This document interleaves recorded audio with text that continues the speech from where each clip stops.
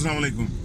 ये पिछले 4 दिनों से जो एफेड्रीन अब्बासी को आप बड़ा वो कहते हैं ना उछलते देख रहे हैं, बड़े कागज लहरा लहरा के सुप्रीम कोर्ट में जा रहे हैं।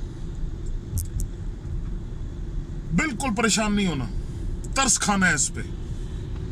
जो इसका और इसकी पार्टी का इस वक्त हाल है ना, उस पे सिर्फ तरस खाया जा सकता है इन सब, और कुछ भी नहीं।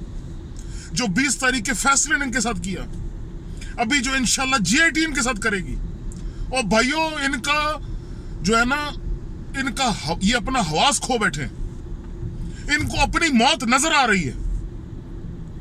इंतकामी कार्रवाई के तो ये माहिर हैं, बजाय इसके कि अपने सबूत दें, दूसरे पे इल्जाम लगाने के ये माहिर हैं।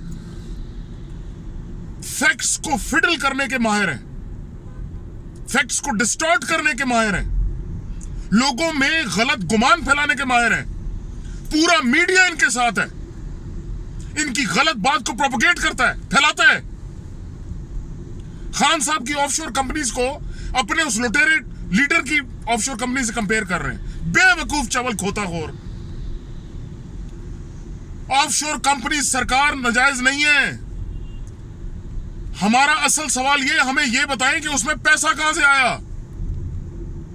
खान साहब ने वहां जिस जगह पे वो खेल रहे थे, उधर से पैसा कमा के उससे ऑफशोर कंपनी बना के उससे फ्लैट खरीदा। खान साहब वो कंपेयर कर रहे हैं अपने लीडर से, मुंह न मत्था। खाम ख्याली है कि इस इंतकामी कार्रवाई से आप अपने एहतसाब से बच जाएंगे। एहतसाब आधे से ज्यादा हो चुका है, अद्धे कपड़े ले चुके ने। जेड़े थोड़े बहुत रह गए ना, वो इंशाल्लाह अगले 2 महीने चला जासन। ते नंगे हो तुसी सारे पाकिस्तान ने सामने। सारे पाकिस्तान नू पता है कि इस मुल्क ना तुसा पैसा खादा, इस मुल्क का पैसा अपने खाया, लूटा, और जवाब इंशाल्लाह देना पड़ेगा। चले बिल्ली के ख्वाब में छिछड़े खान साहब को जो है ना एक्यूज करने।